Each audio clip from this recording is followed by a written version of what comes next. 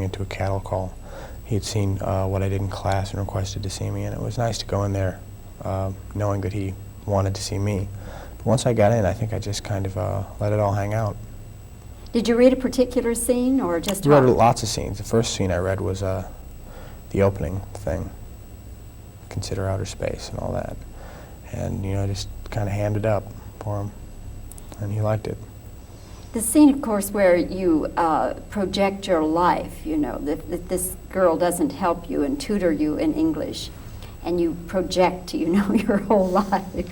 Was that a scene that came quite easily to you, or was that... Which scene was this about? At the pool.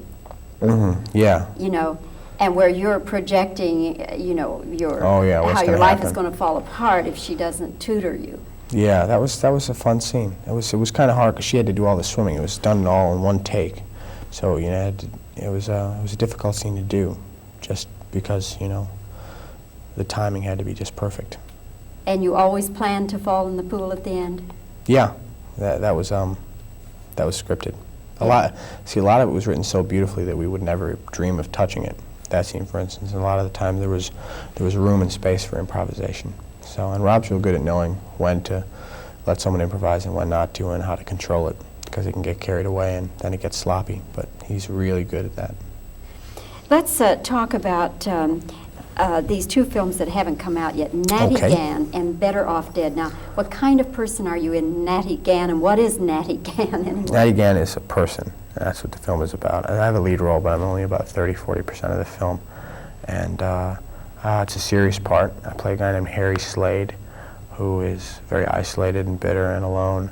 And he sees this girl who's traveling across country to try to find her father, and he saves her a couple times because she keeps getting herself into trouble because she's so naive, and he doesn't want to get involved with her, but he finally ends up getting a little bit attached to her because he keeps saving her, helping her out. And it's a serious role, but it's warm. It's a nice film. I haven't seen it yet, but the script was real good. Who else is in it? Let's see, an actor named Ray Wise, Scatman Crothers is in it, a little girl named Meredith Salinger. Who directed? Jeremy Kagan. Okay. Anything else you wanted to say about that one? I think it's going to be a big hit. Do you really? No, I don't know. I don't know. All right. What about Better Off Dead? Better Off Dead is out of its mind. It's this script that I read on the plane back from Canada, and I had to start it in a week. And I read it and I laughed out loud about 10 times, and I reread it because it was so bizarre and strange. And I've never seen a script like it. It doesn't borrow from anyone. It's not influenced by any style. It's just original and out of its mind. So I decided to do it. Who wrote it? A guy named Savage Steve Holland. That's what he calls himself, Savage Steve Holland. Where does he come from? From a different planet, I think. He really does. He's very insane. And he wrote it and directed, and he's 25. But is he USA or where? No, yeah. He's born in this country. Lives out in space, but yeah, born he's got a mind that's somewhere else, but he's a very nice guy and very talented, and we did that film, And too. who else is in it?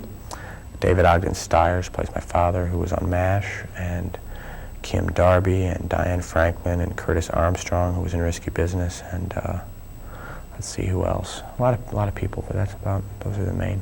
What is your role? I play a guy whose life is just going down, just spiraling downward, past the point of reality.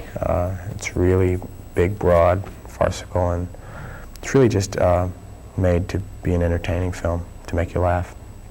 Is it as off the wall as Spinal Tap, or? No, Spinal Tap is a satire. This one's just absurd. This is just humor that's absurd. You know, it's really just kind of fun.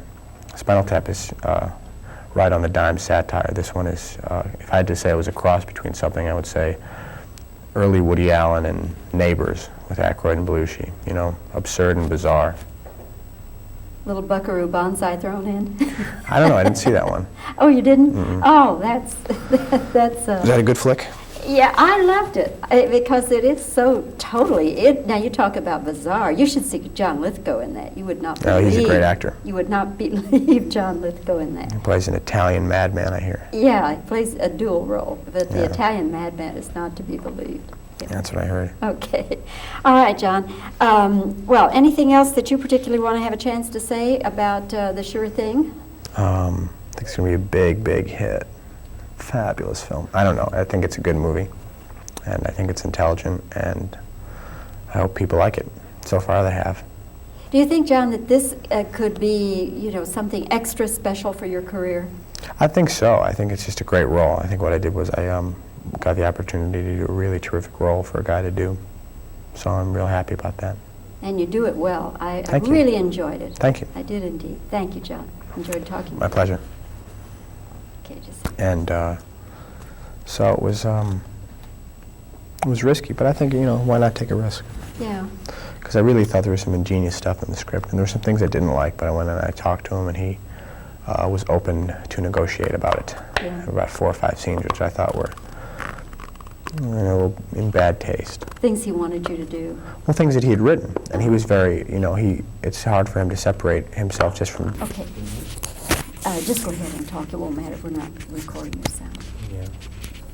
Just to have, are you doing 2 shots? Yeah, I'll talk now. Well, it's, I quite enjoyed the film, and I enjoyed working on it. And, I enjoyed eating dinner at night and going home afterwards. I drink beer. I like cars. I had a good time with it. He's a very good director. He's quite an excellent director. Let me just think of some more superlatives. Fantastic, unbelievable, mind-boggling. Will knock your socks off. That was a phrase. Anything else you can think of? No? Just we'll keep on talking then. Yeah, okay. See, the problem here is that the problem with supply-side economics is